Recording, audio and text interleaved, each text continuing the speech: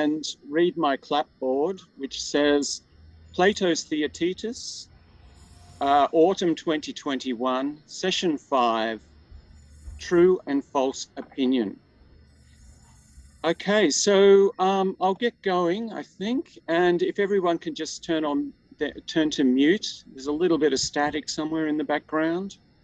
That'd be great.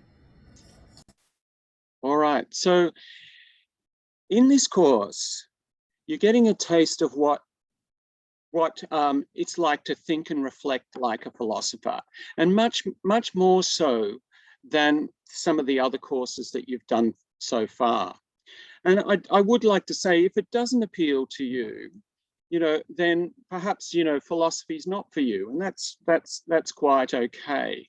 But if it does appeal to you, it appeals because these questions that we're asking and trying to answer have some inherent interest for you. So trying to understand exactly what is being, what is knowing, and paying attention to experience. So what is it to know, to experience? What are sensations, and how do they relate to what you know? And these sorts of questions are the questions of philosophy that in no indirect way, maybe they have any relevance for your, your everyday life. I think they do have a profound relevance, but there's no immediate reward in that respect, perhaps. So as of last week, because this text is so difficult and these ideas are so difficult, I thought we might pull back again and give some consideration to the questions in these reflections, and think about them in terms of your own experience. Your own experience of your own awareness and knowledge and so on.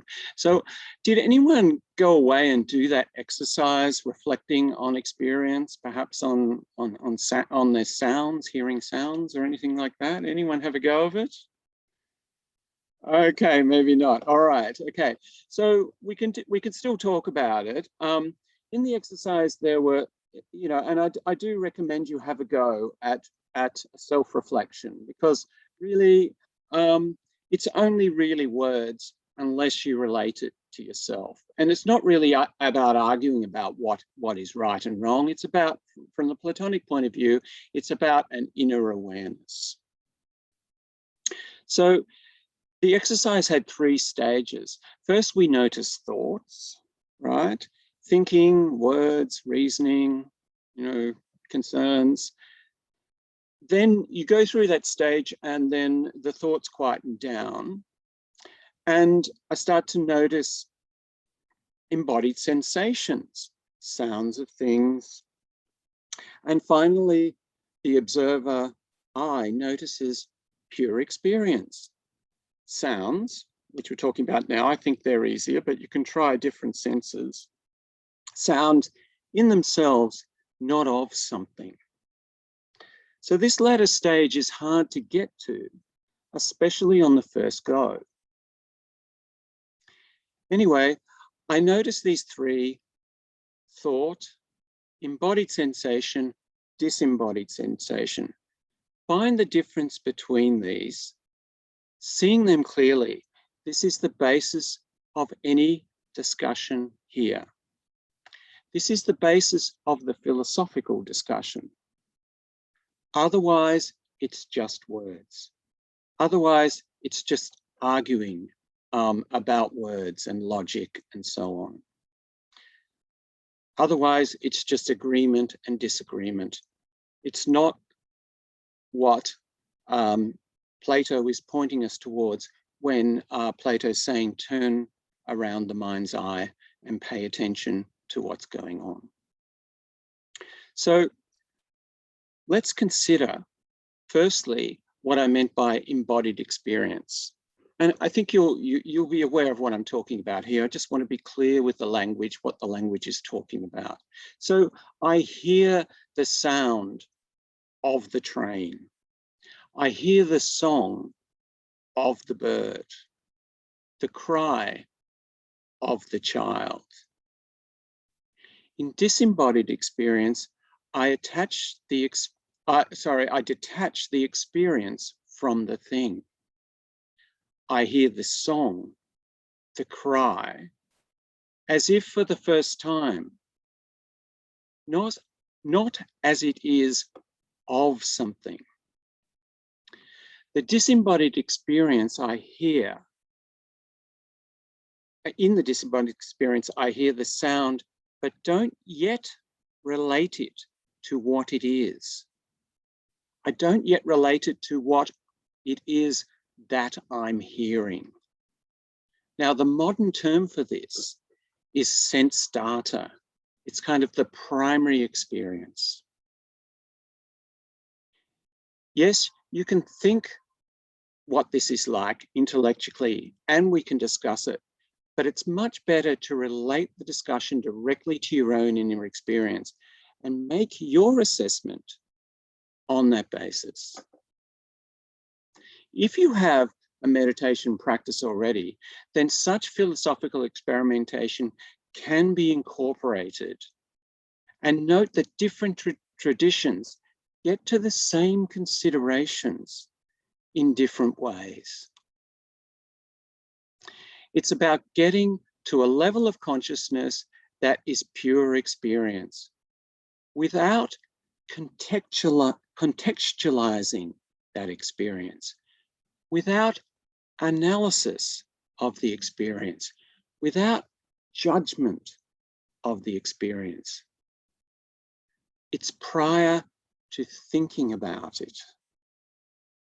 What I notice in this awareness is how normally we quickly and automatically place each and every experience in our world. The sound of the train over on the railway line. The cry is of the child in the room down the hall. The sound of the car approaching from behind. But notice a few things about this. Sometimes I make a mistake. It sounds like a child, but it's a bird. It sounds like a whistle, but it's a flute. It sounds like the sea, but it's a freeway. Sometimes we modify our world due to new experiences. The color of things change under different light. Yellow street light. We don't even notice until we take a photograph. We adjust. We adjust all the time. It's still the same thing that we see. In a street I often walk down, a factory is torn down, an apartment goes up. It's still the same street in my memory. I adjust. I've been away from Melbourne a long time. The street has changed so much that I don't recognize it. It's still the same street. I adjust my world. The lounge furniture is all rearranged. I notice it straight away, and so I adjust my mental image so that next time I walk through in the dark to go to the toilet, I remember, or I don't. You adjust your world according to your new experience. Notice two things here. My immediate experience, sense data stuff, and my remembered world. Notice how they correspond, or sometimes don't. My immediate sensations and my remembered world. What is the status of each? And what is the relationship between the two? One way to look at this is to say that what is primary is my immediate experience. and then reflect and analyze thoughtfully or unconsciously. I organize my experience so that it makes sense. I construct. I remember my experience in my mind, and I keep on constructing and adjusting my world. Is that the sound of a baby? Is it next door? Is there a baby next door? We do this all the time in small ways and sometimes in big ways. Aunt Agatha's chickens. You arrive at Aunt Agatha's farm and all the chickens have names. It's ridiculous. How can you distinguish them? 2 weeks later, you're calling them by their names. Now let's relate this to Plato's pointing up and Aristotle's pointing down. Consider immediate experience, the experience of the sound, not as it comes from something, but let's say as it rings my ear, the sound as it rings my ear, let's just say it that way. And then how this relates to the object, the sound of the child, of the bird, of the car, and so on. So, in materialism, in pointing down, I look for the essential being of the known object in the object of the senses, in the child, in the bird, in the car. This is the knowing relationship to being, the relationship of knowing to the being of what is known. And this is found to be, for the materialist, the external material being of the object.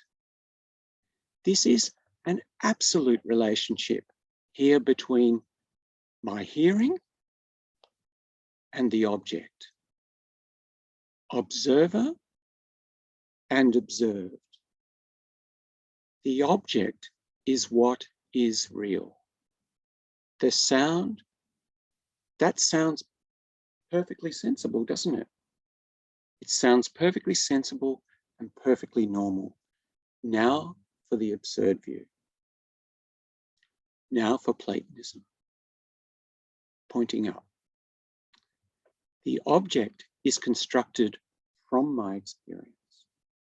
The observer uses elementary forms like, unlike, equal, unequal, same, other, greater, lesser.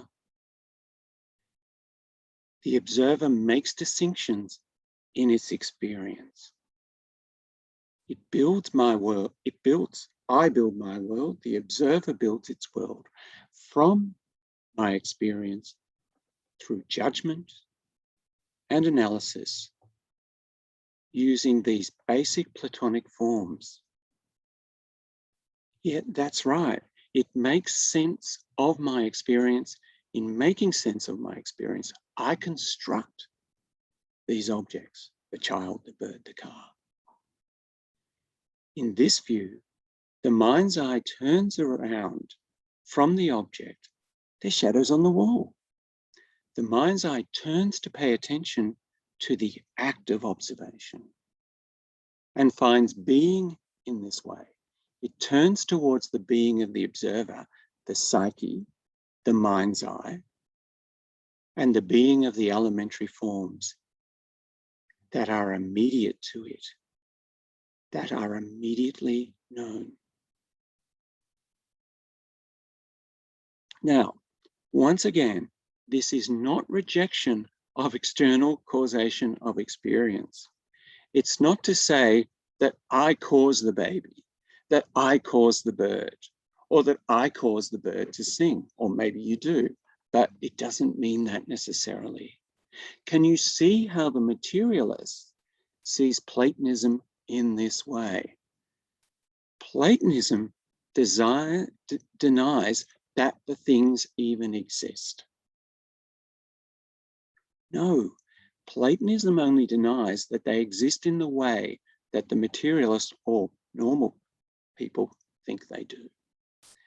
Now, this is where the chap that died, Humberto Maturana from Chile, explains so well living systems, how an animal knows its world by knowing itself, including knowing itself as affected by the world.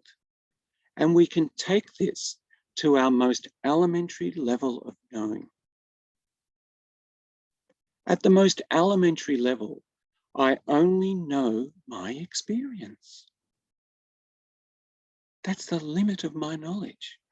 I only know what I experience. My experience, like the ringing in my ear. But this is not to say I make my ear ring. Of course not. It's just that I do not know anything about this supposed external world, this material world external to my experience. The term external is important here.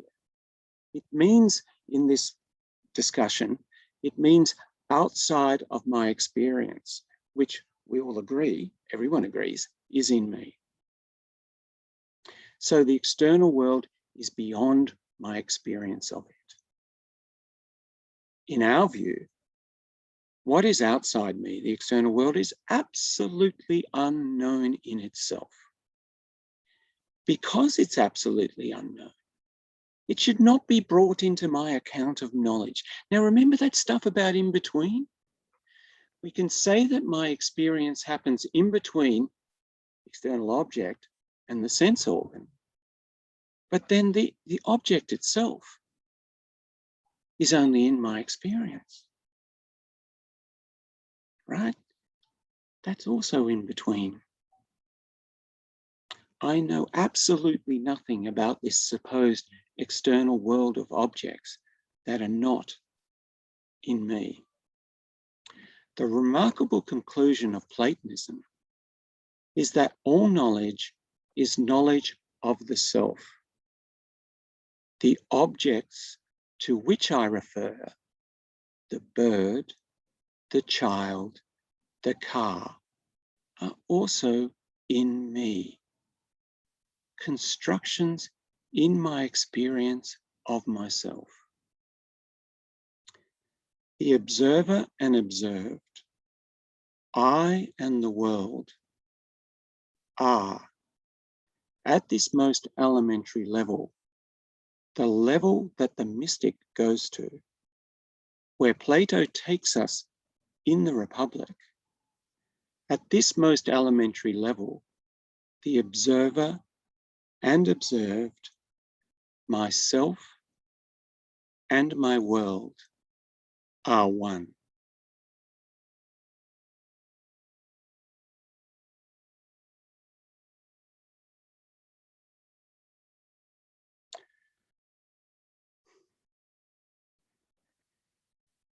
Any comments or questions or reflections on that?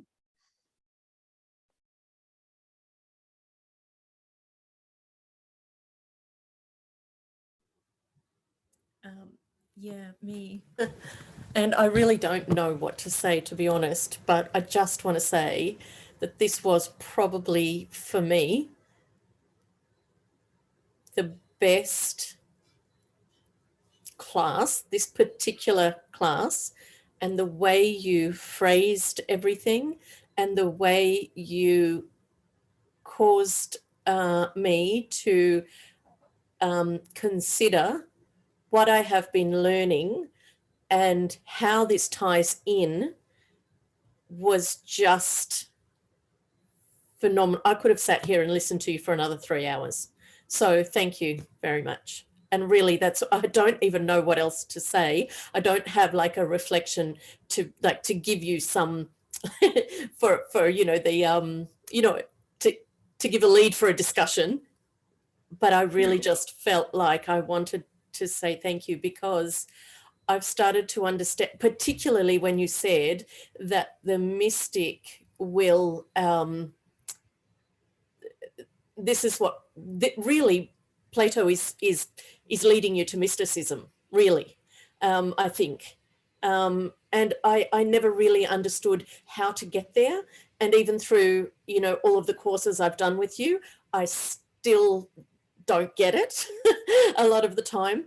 But this one, I'm just feeling like I'm getting it. I'm finally getting somewhere. I may not be able to explain it in the same way you do, but it's clicking into place inside my consciousness. So so it takes time, and actually it's been working on you, and you have been working on it in the courses that you've been doing. I mean, I could go back and talk about various reflections, various things we've considered through the courses that you've done, Jackie, and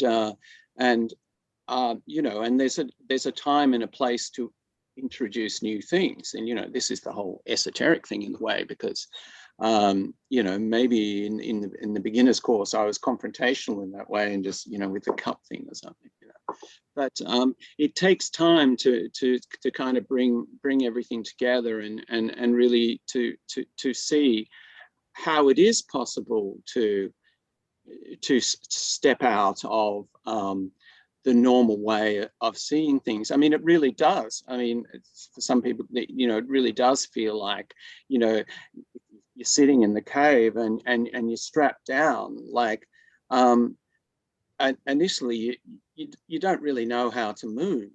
And so it's about sort of, oh, that's what the forms are. They're just not just like things, or they're not just casts, you know, like the Aristotelian version of forms, you know. And you know, there's lots of things that need to break down before you can start seeing it this way. And usually the response, you know, with this stuff is, and it's the Kantian response, it's the Enlightenment response, is saying, well, if there's appearance, I mean, this is the stuff we got with Protagoras earlier in this dialogue. Well, if there's only appearance and there's no material reality beyond it, then that's ridiculous. You know, when what's the difference between the madmen building their castles in the air and my real knowledge of these external material things? So they can only see that Platonism is denying the object of knowledge. That Platonism denies the object of knowledge. Yeah. And one of the differences that needs to be seen, I think, in my view, and this is where Humberto Maturana was really good, you say, if you like, in your sensations, you know the cause of, you know the external cause, but you know nothing about what causes it. If you like, you know, as an analogy, and this is ultimately an analogy still, you know, you know the ringing of the sound in your ear, but you don't know the cause of that ringing. You just know the ringing. And then from all this sensation, you build your world. And if you think of child development, how long it takes for the child to even have the constancy, understand the constancy of objects in its world and so on. It takes months. You know, and you build this up and you build this up, and so then yeah, that's probably enough. No, that was really helpful. Thank you. Do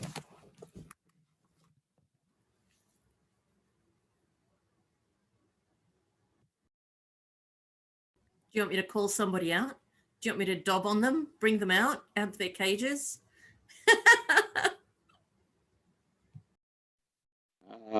No, well, no. If someone, you know, wants to just talk about this difference between, well, you know, let's start. Does someone just want to talk about the difference between, you know, this difference between embodied experience and disembodied experience, to people understand what's going on there? Or someone want to explain it in their own words or something?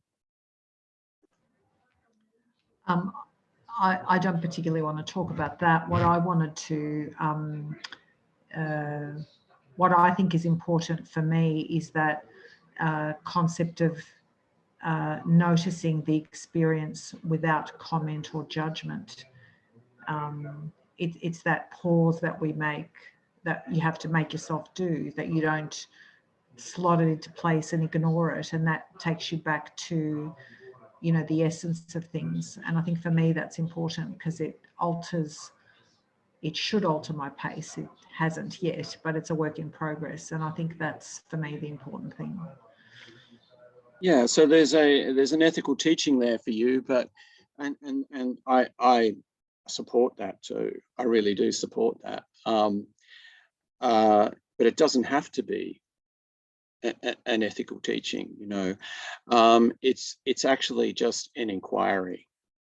It's an inquiry into the self, and you are talking about exactly what I was talking about, you know, the difference between disembodied and disembodied. And in my experience, it's very difficult to do this with vision. Very difficult to start with vision. It's just like it's good to start with geometry in order to understand what forms are. In my view, sound, for me, sound works. Maybe other senses work, but vision, it's very difficult to become aware of disembodied, like the yellow in itself on my cup, you know, because in vision, our objects are so solidly built, you know, like the other senses help out and everything, but in vision, it's really solidly built. So this is why I recommend using sound. And you can do it just listening to music, you know, where you just pay attention to the actual note, the actual sound. Or you listen to, it's probably better to listen to a sound that isn't specific to an object. Like maybe a baby crying is not a good example, or a bird singing. Maybe some sound that is yeah, like the sound of an air conditioner even, you know.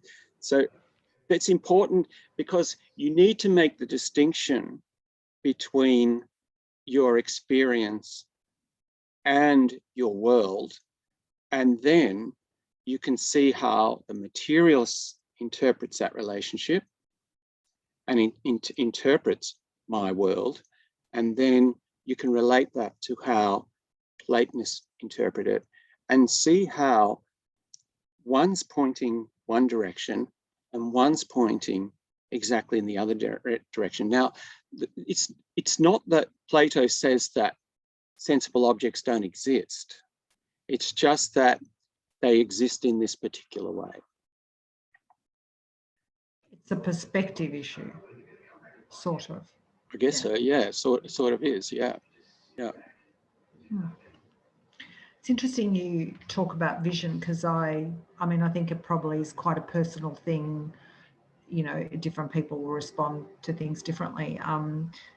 At the moment we have autumn, and when I drive into work, I go through a lane, and right at that lane there's this series of they're sort of like plum trees or something. They're not plums, but they go into this absolutely beautiful reddy changing color. So I come in and go at different times, and that red is mesmerizing for the last week, because it changes from the morning when I get there. If I'm leaving at midnight, you know, it's a different color, it's different through the day. It's quite fascinating. And I've stopped and taken photos every single time.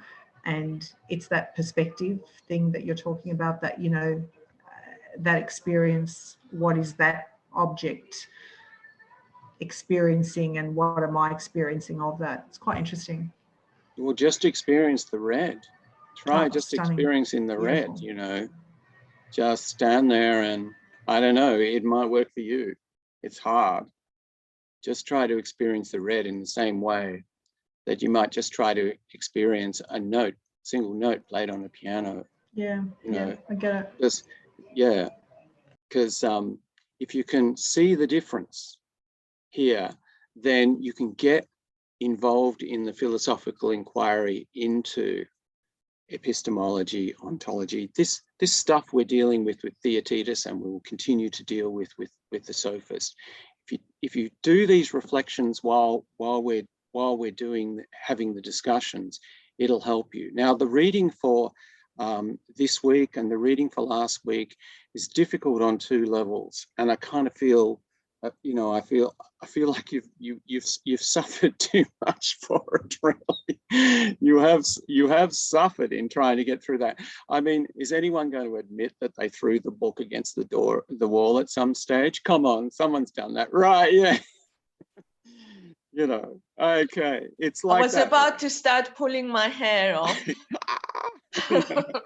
and every time there was an argument, I said, okay, all right, I'm following this, and Theaetetus agrees, and I want to shout at him, don't agree with Socrates. He will dismiss it. Next sentence, everything is being dismissed. And especially at the very last, because I did read them the very last. I got carried away, and I thought, oh my God! But I found this particularly difficult, and but difficult in a nice way, and you know, well, I think challenging. So I'm looking forward to your sorting it out. Well, part of the difficulty is it's the remoteness of the account of it, and so what, you know, like in these courses, you know, one of our sort of positions is the students have to do the reading. The students have to read it. Don't just take the word of the tutor, sort of thing. You know, you have to read it and engage with it yourself. But in this case, the reading and engagement without coming back and giving you a picture pulling back, I think is just actually too difficult. And you know, I think it's great, I suppose, that you suffered. Suffering is good in some way. Can I make one comment to what Maria just said? Yeah. Maria, there's a companion dialogue to Theaetetus called the Meno, which is much easier than the Theaetetus, and the 2 dialogues are linked together. And in ancient times, many commentators link the Meno with the Theaetetus because they run in parallel. So, like, for example, the passage we were reading for this week has to do with true belief. And the problem is in the passage is that it's not explained what true belief is. However, where it's explained is in the Meno. He explains in the Meno what true belief is, but not in the Theaetetus. So if you're reading the Theaetetus without having read the Meno, you're kind of blind, so to speak, because you don't have that explanation. So, like in the Meno, he explains that what true belief is. Suppose that someone's looking for the road to Larissa. Larissa is some town or whatever, and he goes around. He says, "Does anyone know the road to Larissa?" And he finds someone who says, "Well, I don't know the way, but I've heard of these directions." And so he gives them these directions. So he follows these directions, and they get him there. And at the moment he gets to Larissa and he knows that belief, the directions were true, his belief is true, then it becomes knowledge, and he knows the road to Larissa at that point. So that's the explanation of why true belief is knowledge. But in the Theaetetus, Plato doesn't give you that explanation. That's why it can be a bit difficult at times. Thank you for that. Yes, I also saw that it is connected with the statesman as well, like Theaetetus, the sophist, and the statesman. So I must admit I haven't read the Statesman, so but it's for me. It's I haven't finished with Theaetetus. I need to go back and reread and reread until I feel that I got a good grasp of it, because at the moment, especially today's session, when I think I'm getting it, and then, oh, where does this lead? Oh, I'm getting confused. Yes, I get it again. Yeah, no, I have to go back, and it's not something that you can finish with reading it once. My opinion. Alexandra, can you hold your question, and I'll just add to that, because we'll just finish this. So the interesting connection between the dialogues, right? I gave you that triangle with the Theaetetus, and then the sophist, and then in the background is the Parmenides, and there's an important connection between all three of those. Narrative-wise, let me explain that. So there's Theaetetus, and Theaetetus finishes inconclusively, and they say, oh, well, let's meet again the next day and have a chat. And then they meet again the next day, and along comes this Eleatic stranger. You know, the Eleatic's a follower of Parmenides, right? He comes along and he runs a show. So it's the first time for you guys, and for a lot of people, that you get a dialogue where Socrates isn't the main dude, right? Which is quite a different thing in itself. But anyway, very early on, they start the discussion, and they decide they want to define things. And so this actually gives Plato's method of division, method of making distinctions in order to progress knowledge. And so people see it as a proto-logic, but I think it has a lot more interest than that. And so they first of all jokingly define the angler, the fisherman, you know, the angler, and then they do this definition and finish that. And then they say, okay, well, we're going to define the sophist, the statesman, and the philosopher. So again, with these narratives, there's this narrative going over the surface, and then there's a lot of stuff. I'm hearing a bit of static from someone there. There's a lot of stuff going on underneath. But in the sophist, it's supposedly, with all these huge digressions, about defining what the sophist is. And then the statesman is defining what the statesman is. But then where is the dialogue defining the philosopher? And there's been so much speculation where that is, whether it's a lost dialogue, whether it's another dialogue, or whether he never wrote it. So there's that connection there. Okay, Alexandra, I'm still getting it sounds like a vacuum cleaner or something from someone. I don't know what it is. But anyway, Alexandra, let's hear what you were going to ask. Oh, sorry. I just wanted to ask a question regarding what you were talking of, Bernie. And as you were talking, I started sort of thinking, did the ancients have a sort of concept that we do in modern times of the ego? And how do they explain that one can get to this state of being or knowledge or understanding through a sense of detaching from the obsession of the ego, that I must be right, my judgment's right, my beliefs right. If I see this, then that's what's true. Is there any way they sort of you know, lose I'm getting confused now. I had it all clear before. Is there any way that they explain that one progresses through surrendering this obsession we have with our own ego as a form of survival? And if only we can detach ourselves from that obsession, we can understand things that we couldn't before. Okay, thanks. Yeah.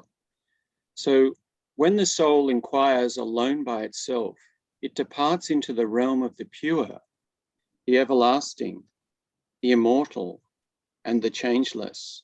And being akin to these, it dwells always with them whenever it is by itself, unhindered, at rest from its wanderings. This state is called wisdom. Is it not so? So that's from the Phaedrus. It's a good question about specifically ego, I suppose. I'm talking about the ancients, particularly Alexandra, and talking about Plato. So there's all that stuff about, you know, argument for persuasion. There's all that stuff about being concerned about turning your interest towards your passions and your bodily needs, and also to your social status and all that sort of thing, and rejecting all that, and coming to a more fundamental self that is not your your social self, if you like, to use our modern language. So I definitely think it's there, and it just comes around all the time, and it comes around in terms of, in the discussion, says, well, there's a funny translation, caselist. I don't know, this comes up twice in this translation, the Penguin one, if people have got that. What the hell is that? The word is, you know, is sometimes translated as debater, and antologikos or something. So anti-logic, you know, like, let's have a fight about it. So there's always, all the time in his dialogues, there's always, we're not doing that. We're just trying to have this reflection that leaves all that winning and losing and, you know, winning the debate in Parliament, or, you know, getting people to follow you and so on. We're leaving that all behind, and we're going to do this reflection and a contemplation on a more fundamental nature of our being. Yeah. Would you agree with that, Alexandra, on reflection, you know, from what we've read so far? That's all there? Me? Yeah. Yes, I would. I just, yeah, I just sort of, just a few things. I think I just need to sit with things for a while. I like a lot of what you say to me, because I've had a past with meditation and things. It seems very similar to that, and this state of stillness, which is also a state of detachment or non-attachment. And when that happens, you sort of, that's when you sort of know, in a sense, because it's almost like you're seeing something without your past and without all the baggage that you go with, and sort of like, I can't stop interpreting what you're saying through that sort of path. Alexandra, I'm very similar to you, coming from 15, 20 years of studying the self. And when you connect to the self, you separate the thoughts, and there's that space between the thoughts, and knowledge comes through, true knowledge, true self, the truth. And I'm seeing a lot of parallels with what Bernie's teaching us. Yeah, does that make sense? Yes, no, that's how I was trying to explain. Yeah. I'm not. Should we be surprised? Should we be surprised about this? No, I think we're delighted. I think we're all coming to the same conclusions from different perspectives. I just wondered, because I was interpreting things through that way, like listening to you and sort of understanding it through the way I approach things in my head at this point of time, whether I was sort of blocking what you were saying and refusing in some way to listen, you know, or whether... And then just interpreting it in your own way, because that's the way you've been indoctrinated. Okay, well, I wouldn't, I guess my message there was that I don't think that's too much of a worry in this case. Yeah. I mean, I don't see any, I see some differences. Yeah. But in the stuff we're talking about here, if you read Taoism, or you read some Buddhism, or you go to a meditation, or in various traditions, from a Platonic point of view, you have an engagement with, you just got to interpret their different language and cultural context and stuff, and you have an engagement with it, which is very easy. Yeah, I find it. Platonism is different, I suppose, because he's interested in science. See, yes. He's interested in science, and in the West, we see science is all about pointing down. Yes, science is Aristotelian in the West. Yes, and there's this idea that you can't be a monk and you can't be a Buddhist monk and be a scientist, and maybe you can't. But Plato says, go out of the cave, right? Go out of the cave, get enlightened, come back into the cave, be part of society, do your Yes. stuff, you know, and all that. Yeah. Thank Can you. I just add, Bernie, I just wonder if Alexandra, through sense data, is seeing something from, like you were saying before, her perception. So if, for example, I hear a bird, I'll say, I know that that's a bird singing, whereas an expert in birds will say it's a particular bird. Yeah, well, yeah, that's right. That's exactly right. It's like with the chickens or whatever, you know, with Aunt Agatha's chickens or whatever, you know, you use your judgment, your thinking, your linguistic reasoning, your logic, you use your forms to create your world. And so if you're an expert in birds, you can tell the difference between the calls from all these different birds. And so knowledge develops in that way. It's not like saying you're just the monk and you sit there and go into this really elementary space all the time. You need to go into that elementary space to see how everything's set up. And then you become the twitcher, the expert twitcher. Yeah. Is that what you're saying, Helen, or are you saying something different? I feel like I might have missed what you're saying. No, okay. So again, Bernice, what you've been saying all along, don't just look to the east. Yeah, well, it's an interesting thing, isn't it, when we think about it in terms of the philosophy, right? Mm. So, and this is something that has been my view for a long time as a Platonist, is think about it. The Orient is the other, right? And so what you do is you reject your society, yourself, your tradition for the other, right? The other tradition, the exotic other tradition, the Eastern tradition. Well, there's a problem already.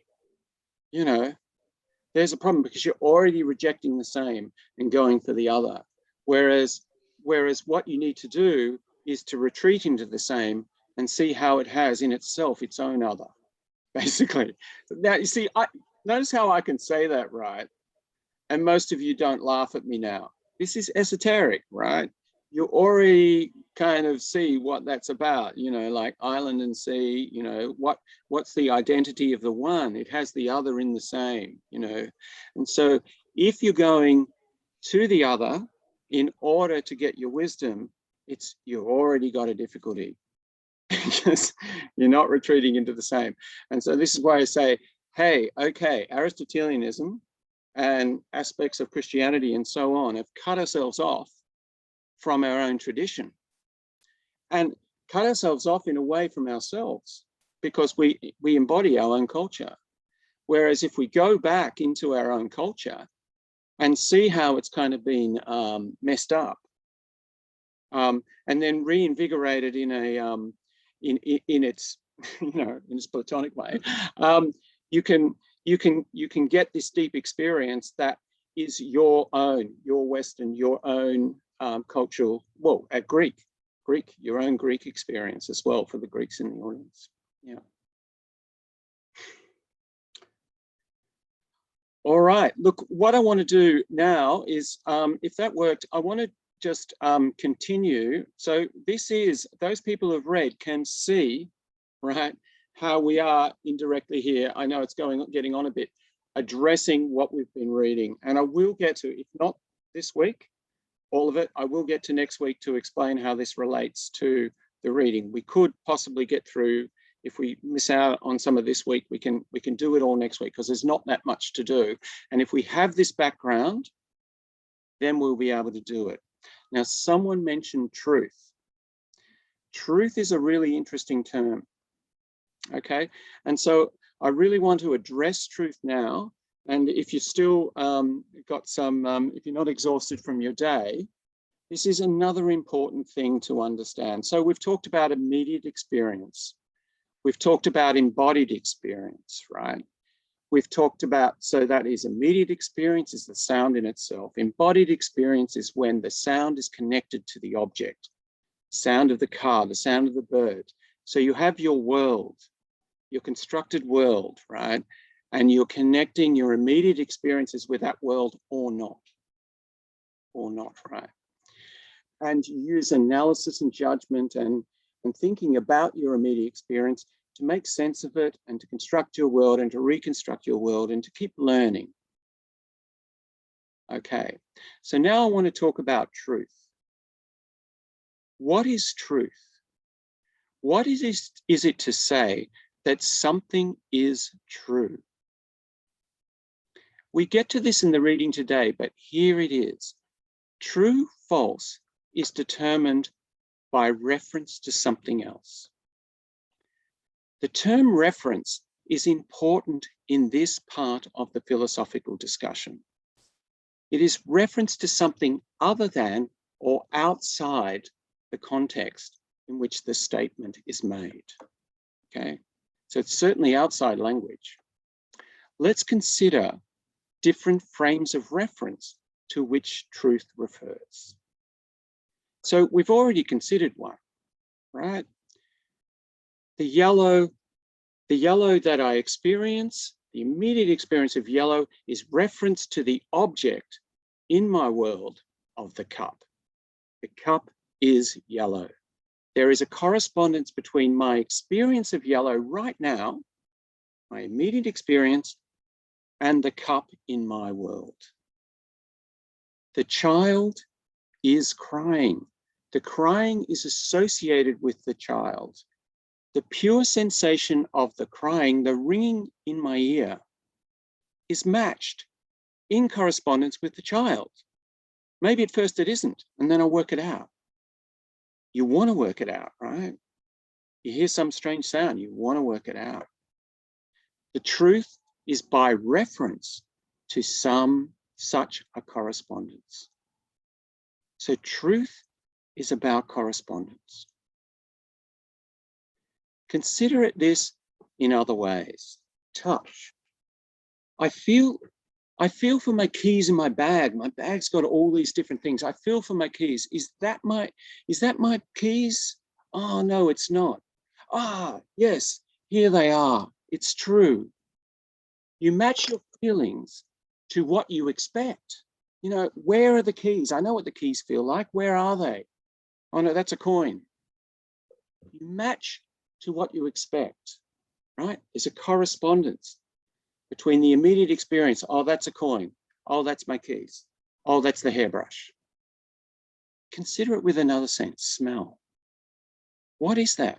Is there a fire in the building? Can you smell smoke? You sniff around the room for smoke. You know what smoke smells like? No? Yes, it's over there. You match the memory of what smoke smells like, what fire gives you smoke, it gives you the smell. There's a correspondence between your immediate experience and this map of the world, this understanding of smoke and fire and so on. Taste. Is the milk off? I match my memory of the taste of sour milk. Yes, it is. No, it isn't. True or false? Seeing.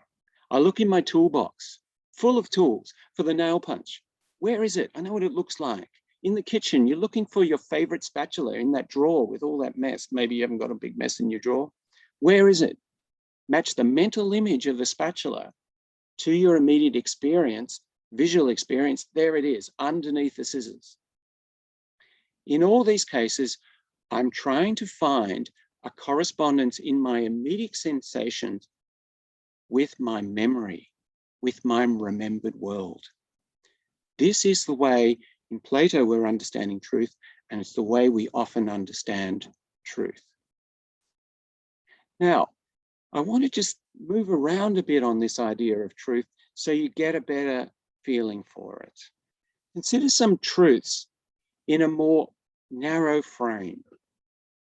Now, remember we used to call our sound system your hi-fi, right? Your music reproduction system, your hi-fi.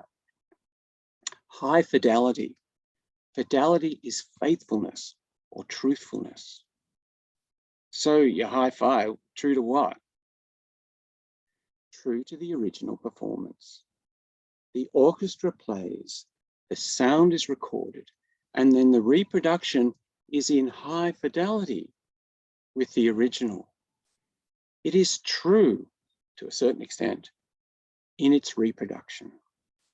It's a correspondence with the original.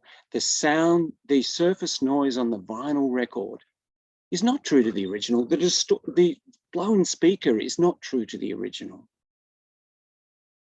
Now think of this in terms of a code. It is true that the letter T makes the sound T. Remember this in our first course, signification. The letter T is the sign that signifies the sound T. By convention, there's the Roman system and the Greeks and the variations of the Roman system in English and French and so on. And there's the Greek system. Both work by convention. I can pronounce correctly or incorrectly the sound T or the sound for other letters. As I do with the Greek, I always do it incorrectly. True or false? High fidelity or low fidelity? True or false? Or consider by reference to past behavior. Consider the horse race. The track is wet and the horse wins the race. True to form. It always runs well in the wet. Bernie's late. Again. True to form. He's always late. Protagoras wins the court case. He knows the best way to persuade the jury that you are innocent. The military leader knows the best way to defend the city. We have expectations of experts on their past form, like the horse. Now, let's skip to something very different, but very important in Plato. Reference to a myth. Santa brings presents at Christmas. It is true that Santa brings presents at Christmas. What does that statement mean? Is it true that the Easter Bunny brings eggs at Easter? Notice here what is being said. This is not the same truth that is at stake when the children are sitting there debating whether Santa really exists. Santa's not Santa. I saw it. He's Dad. Santa brings presents at Christmas is a true statement about a myth. It's true in correspondence to the myth. Okay, so to consider how this truth is different to what is at stake in the kids' debate, consider that truth must have its opposite nearby. Remember opposites? It must have its opposite nearby. For there to be truth, there must be false. You can say anything is true, or that, you can't say anything is true, or that it has truth value, unless it can be falsified. Okay, so falsification, by the way, just in brackets, is associated in philosophy with a philosopher of science who actually taught in New Zealand called Karl Popper. And he says that scientific theories have to be falsifiable. You have to have a case where they could not be true, right? But this notion of falsification for truth is back here in Plato. And actually Karl Popper didn't like Plato at all and really went in hard against his Republic. So we're talking about falsification here.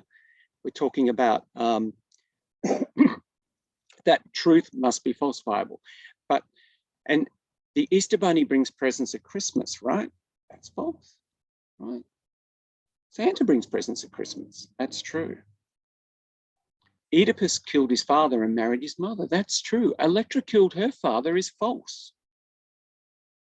At Troy, soldiers were inside the horse. True. Fair maidens were inside the Trojan horse. False. False to the myth. Hades is below. True. Heaven is above. True. Heaven is below is false. False by reference to the myth. Okay, so mythos and logos in Plato are very important. Seeing the difference between the two. Plato acknowledges that these two aspects of truth, frame of reference, talking about that, what's your frame of reference, and falsification. If I ask, is there really life after death? His answer is that we can't really know. But here's a myth about it. Remember in the Phaedo? And here we get the difference between mythos and logos in Plato. There's a sense in which myth is unfalsifiable. We can't prove whether or not Hades exists, according to Plato. Santa brings presents at Christmas. It's kind of missing the point to say this is false, especially if you were explaining it to a Hindu. Myth can't be falsified in this sense. Myth can't be falsified in this sense. So the difference between mythos and logos is that logos, Plato's science, is falsifiable. And now consider the cultural relativity of this truth. And this came up in last week's reading. The Dutch say that Santa comes at Sinterklaas on the 5th of December. This is true for the Dutch. Religious and cultural myths and social norms, what the anthropologist deals with, are true by reference to the culture, to the social frame of reference. There is no absolute frame of reference for myths or cultural norms. That is according to Plato, but some consider or try to find some absolute frame of reference. Like, for example, with human rights, there's an attempt to have an absolute reference, but of course there's difficulties marrying that absolute reference of human rights with culture and custom of different societies. So for Plato, myths are true in themselves in this sense and can't be falsified. Santa comes at Christmas. Now, we can't prove that wrong. Now, let's return to the truth by frame of reference to sense objects. I'm walking through the desert and I see a lake in the distance. Is it a lake or a mirage? Is it a true lake or a false lake? I thought that was Theaetetus coming, although turns out it's someone else. Now, compare that frame of reference with this one. What about the guy who makes the wheels for the carts, the wheelwright? He makes a wheel that is right, that is true, that rolls true. What is the real wheelwright's frame of reference? What is it true to? It's true to the circle. Is the circle an object of the senses? No.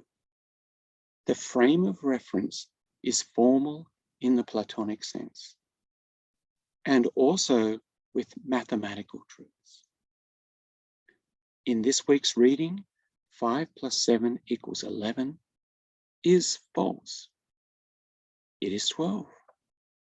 What is the reference here? Is it an object of the senses? No. Consider the solution to the doubling of the square. Draw a square and on the diagonal, draw a square double. No matter if the square is on your page, it's a tiny virus, it's as big as a pyramid. It's always the same. What is the frame of reference for that truth value?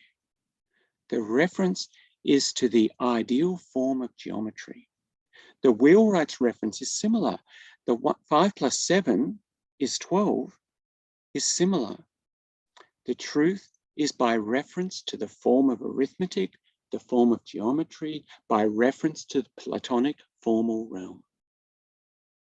So this is formal truth, the truth of the formal sciences, arithmetic, geometry, and logic. Arithmetic, geometry, and logic, the formal sciences, all deal with formal truths. The real, just like the wheelwright, making the wheel true to the circle. And the wheelwright's job is a bit like the physicists in this way. The modern physicist tries to find how her theory conforms to the mathematical form. It must conform in some way. I must find the way that it makes sense mathematically. In that case, the physicist is actually conforming to a formal truth. So if we forget about this hi-fi music truth, and if we forget about T signifying T, truth, and we consider instead truth related to theories of knowledge, then there are two truths here. There's truth to the sensible world and truth to Platonic forms. Pointing down, truth to sensible objects, to the sensible world. Pointing up, truth to Platonic forms, to the formal world. So this is important. If we're dealing with truth in this way, not the hi-fi thing, not semiotics, not signs, T means T. If we consider instead truth related to theories of knowledge, then it often comes down to truth to the sensible world or true to Platonic forms. Pointing down or pointing up. Now remember what I said in the beginning. Here in Theaetetus, Plato is mostly considering pointing down. He's trying out all these different ways to make pointing down work. But the other dialogues, you've read the Phaedo, the Republic, some of you have read, we know that for Plato, this is not pointing to true being. For true being is in the forms. And this brings us finally, before I go to questions, to now consider being. So we've considered experience, pure experience, immediate experience, experience of things, embodied experience, then thought, analysis, judgment about experience, using forms, and we've considered truth, this correspondence, right? We just talked about. So then we've gone through all these big categories, right, of philosophy that you can now go away and think about. But now let's consider one of the big concepts, which is being. This is knowledge. What is knowledge is expressed in relation to being, to what exists. Knowledge is what I know of being, of what is real. The Greek for to be is to, hence ontology. Also important is ousia, O-U-S-I-A. Sorry, I don't have the Greek there, ousia. It's very important in Plato. Being or essence, the essence of things, sometimes even translated as reality, essence, reality, being. Ousia. Also important in Christianity. For Plato, the essence of being is in the form, is in the being of the forms. For materialism, being is found in sensible things. For Plato, sensible things are real, yes, but their essential reality is in their formal being. So it's not saying that sensible things are unreal or illusions. It is that their reality comes from their participation in formal being. So there you have it. Experience, embodied experience, thinking, analyzing, judging, logic, formal sciences, truth, correspondence, being. It's all rather elementary, isn't it? But you might still have some questions.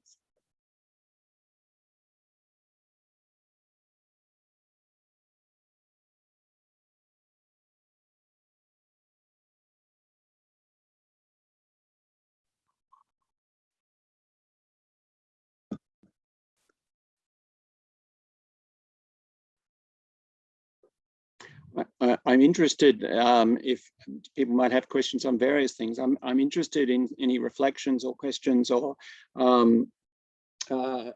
attempts to put in their own words this notion of truth. I think this is it's very important to engage with this notion of truth in this dialogue. I hope some people who have read the last two sections, especially the section from this week, can see this correspondence. He starts off with no correspondence, and then he does the correspondence between your immediate experience and your sensible world, and then he does correspondence with the second analogy, and we're not going to get into today. So there's the wax.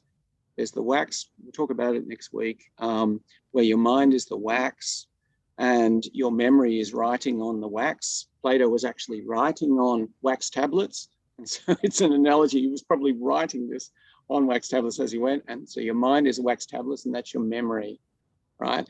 And then he talks about the aviary after that. You know, you've got all these birds floating around your brain and you catch them. So you have them in your brain, and then you've got to catch the right one and you catch the wrong one. Correspondence is very important there. He starts off without correspondence. It doesn't make sense and it's very difficult to read. And then he talks about this correspondence stuff, and then he talks about the difficulties with these as theories of knowledge. So when you talk about truth and geometry, is Plato saying that geometry is a perfect truth? Well, let me put it this way, Kula. It's the gateway. If you remember from the Republic, and I know you've done the Republic, but for others who haven't, you know, he makes that special thing in the divided line where he says, you know, geometry and forms. Geometry is your gateway to the forms because it's easy to see. You know, I've used them in examples today, right? The circle, you know, and numbers. The essence of things is like the essence of number. That's another slogan from the Platonists. So geometry is your gateway. So it's a good place to start when you're trying to understand formal nature of all things, to understand what the formal nature is behind the diagrams that you draw on your page with your pencil.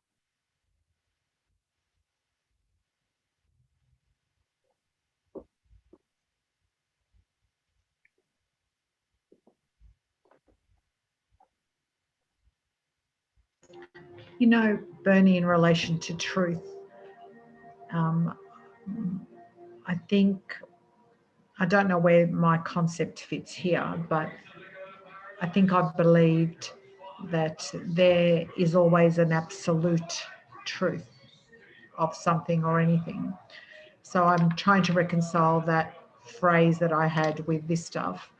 But in answer to your question of what are my thoughts on that, or our thoughts on that, I think of the how many of those concepts relate to, you know, the concept of the experience, the observer and the observed, and everyone would have a different experience of the same existing absolute thing there, and the concept of false beliefs that we were going through today, and its relation in law, again in a justice system of finding the absolute truth for the purposes of justice, and how we do that.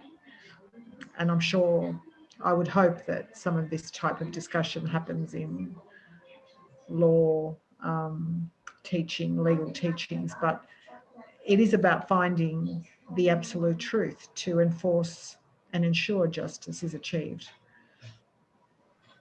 So do you think that Plato agrees with you that there is an absolute truth and that it would be applicable to law? I think he thinks there is, but the experience that each of us has of that will vary. And I would think if we subscribe, and he suggests that we subscribe to the law or the process of logos and logic, then it surely should apply in a courtroom and in justice. Okay, yeah, look, in my view, Demetra, I think in the Republic alone, he absolutely does agree with you.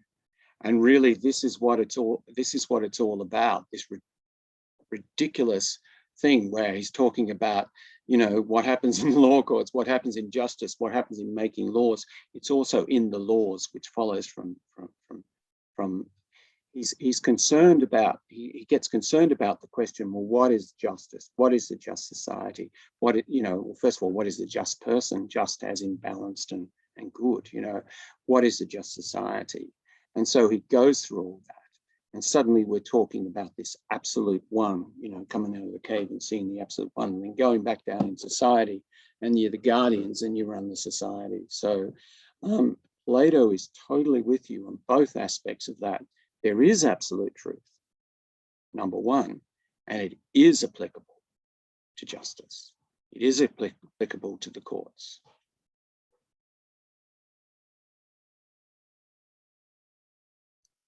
Bernie, is it about understanding your own ego and how that plays a part in your judgment, and being able to shed the ego to be able to see things for what they are? Is that what he's getting at? Or yeah, well, I think that's to use Alexandra's and our terminology. And so, you know, the answer to Alexandra is our qualification to that. Like, he doesn't talk about the ego. But yes, that's right. Becoming aware of what you call the ego, what we call the ego, and becoming aware of your attachments to, you know, to your ambitions and your attachments to pleasure and pain and so on, and then bodily life and all that, and detaching from that and becoming aware of your being as distinct from your being there, because you know, there might have been a time in your youth, or especially in all our youths, I suppose, when you don't see that distinction at all, you know, and you can't withdraw. You feel angry and you express your anger. You're kind of like you know, like an animal, like a dog or something, you know, or maybe dogs are restrained sometimes. They are, aren't they, when they sit and they really want to get their food, but they really want to jump around too. Yeah, you detach yourself from that and say, oh yeah, I can see that I'm hungry now. I can see that I'm getting excited now. But you know, yeah, so that's happening. This must have been a common philosophy in the Greeks, for the Greeks, because if you, even at the Oracle of Delphi, of course, at the door of the oracle, it had the words "Know thyself." So obviously, this is something that has been explored for a long time. Yes, and Plato quotes that. So yeah, that's right. It certainly is related to that. And I get back again, as I have many times, in this respect, there's the understanding, which Plato doesn't object to, that he borrowed a lot from the mystery cults, right? And also that the Orphic mystery cults, and historically, in terms of our historical evidence, the Orphic mystery cults and the cult of the Pythagoreans are very, very similar. So when you think of his influence from the Pythagoreans and his influence from the mystery cults, they seem to all have held this view. And so you would go away and do your you would go away for your hippie weekend, and maybe you know, take some drugs or go into a cave and chant, or go get delirious or whatever, and you go through this process and come out the other side, and you had been initiated. You know, secret society initiation. That's the sort of thing that this comes from. And so Plato suggests that he's teaching the same thing, maybe not the Oracle at Delphi thing, but the same thing as these mysteries, but using a different method.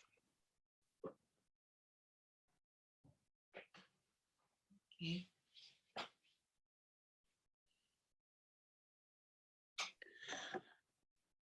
Okay, look, so I'm sorry to Maria and to others who were hoping for a nice account of today's reading. I guarantee I will get into it next week. And so next week's reading is not very long. And it's where we get to a new version. We get to the end of this one, and then it's sort of like it's thrown up in the air again. And so we get, I think it's usually called in Western philosophy, justified true belief. Justified true belief. And it's still a common definition of knowledge today. But of course, it's abandoned in the end. And its abandonment does actually suggest what starts happening in the sophist. So next week's reading is really interesting, and I really recommend do as Maria did. get right through to the end and give yourself a big pat on the back. And next week, yeah, maybe bring a little glass of wine and we'll celebrate, because this has been a hard reading. And so I'll try to give a nice, neat summary next week of both sections. Now that we've got that background, maybe reflect on those things: experience, embodied experience, thought, and in thought, you analyze your experience and you understand, you know, what's true and false and so on. And then maybe coming back to the reading will be a little bit easier, or maybe reading it after next week will be a bit easier.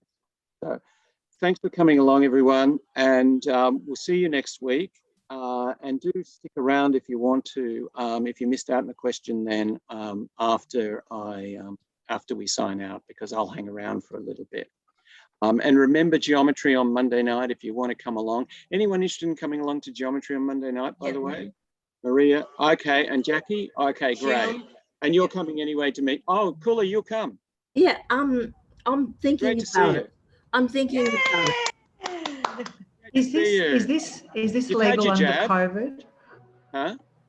Is this legal under COVID, Bernie? Yeah. I'm just checking. Oh yeah, it's totally legal under COVID. Yeah, we're allowed 22 people in the room or something. And in fact, we've got 2 rooms, so we're probably allowed 40 people. So I don't think we're going to have 40 people there. I think you never know. Yeah, that'd be great. Huh? Oh, I highly recommend it. Yeah. Okay. Bye. See you later. Thanks, everybody. All right. Bye. Thank you. Oh, Thank you. Bye.